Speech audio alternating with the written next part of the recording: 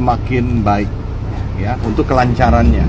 Kita udah melihat lokasi ini begitu parah sekarang ya, di mana-mana terjadi krisis sampah. Mudah-mudahan dengan kegiatan ini kita bisa mengatasi semua. Kita tetap berupaya. Sampah-sampah yang ada di Roh Kucing ini akan diapakan oleh Oligo, Pak? Nantinya akan kita bakar, Pak. Nantinya akan kita olah menjadi kita bakar untuk menjadi energi listrik, sehingga bermanfaat kan. Green energy juga kita. Diolah di sini juga atau diangkut ke pabrik, Pak? Nanti rencananya kita di tempat Jati Uwung. Ya, nanti setelah kita ini secara bertahap kita kirim. Ya. Mereka ini ya dimulai secepatnya. Kita sedang membangun pabriknya. Tahun depan lah baru bisa jadi pabrik. 1 tahun ya Pak Bobi kita bangun pabrik ya, kurang lebih ya. Mudah-mudahan makin cepat makin baik. ada targetnya, Pak? Ya targetnya. Berapa dikelola sampah sih Pak per hari?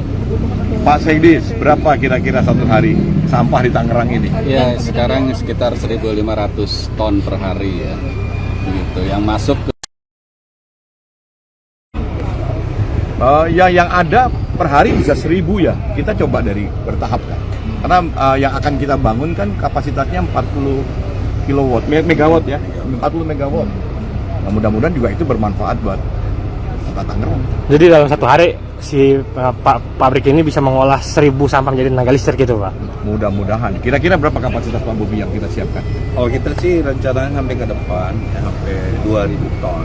Karena kan secara bertahap peningkatan sampah di kota Tangerang itu terjadi ya per tahunnya sekian persen. Jadi tapi dari kami langsung membangun kapasitas 2.000 ton. Walaupun saat ini mungkin sampah dari kota Tangerang belum mencapai 2.000, baru 1.500, 1.600, tapi dipastikan akan mencapai 2.000 ton. Nanti itu kami langsung membangun kapasitas 2.000 ton yang nanti kita proyeksikan dikonversi menjadi listrik itu kurang lebih 40 megawatt yang nantinya akan kami ekspor ke PLN melalui jaringan Jawa Bali.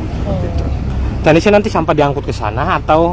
Ya dari sini sampah kita akan treatment dulu ya, kita rubah menjadi bahan bakar ya, yang sampah yang siap dibakar atau kita treatment terlebih dahulu.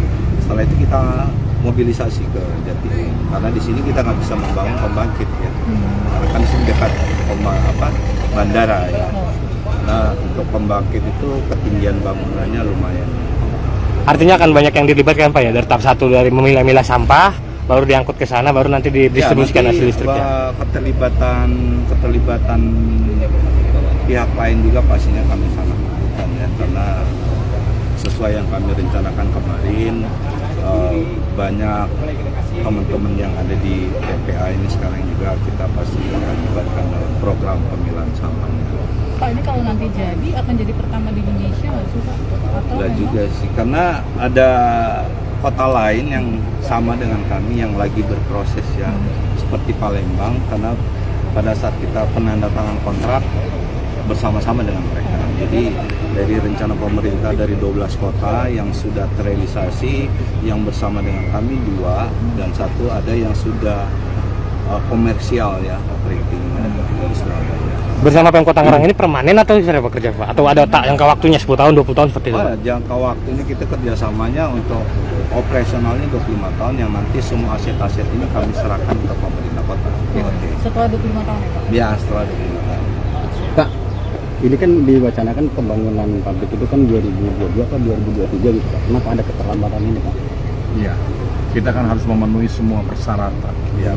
Berarti ada kekurangan persyaratan di situ Pak? Semua persyaratan harus kita penuhi dulu. Apa sih Pak kendalanya Pak? Persyaratan Kendalanya? Kendalanya mungkin gini Pak ya, karena ini kan pioneer ya, proyek pertama yang dilakukan oleh pemerintah, kolaborasi pemerintah pusat dan pemerintah daerah.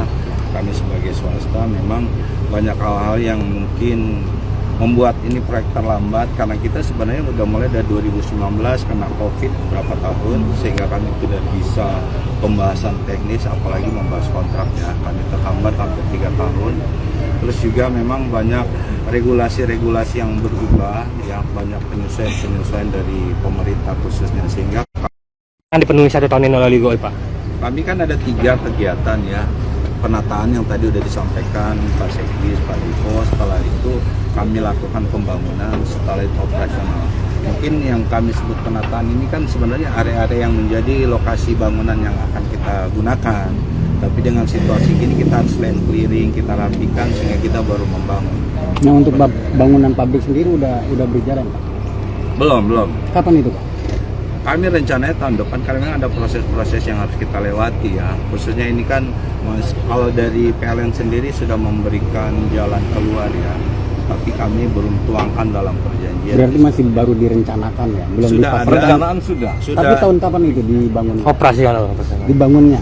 Kalau kami rencana sekarang kan secepatnya tadi kalau di sini yang dimaksud tadi Pak Diko dari direktur kami untuk area sini kan paling lama kita membangun fasilitas di sini setahun. Kalau untuk pembangkitnya sendiri itu paling lama 2 tahun. Berarti 2026-2027 Ya, ya, betul. terlaksana Pak ya. Semoga nggak ada hambatan, nggak ada halangan. Oke. Ada kemungkinan cepat Pak? Lebih cepat, ada kemungkinan lebih cepat. Kami berharap bercepat karena Harapan kami makin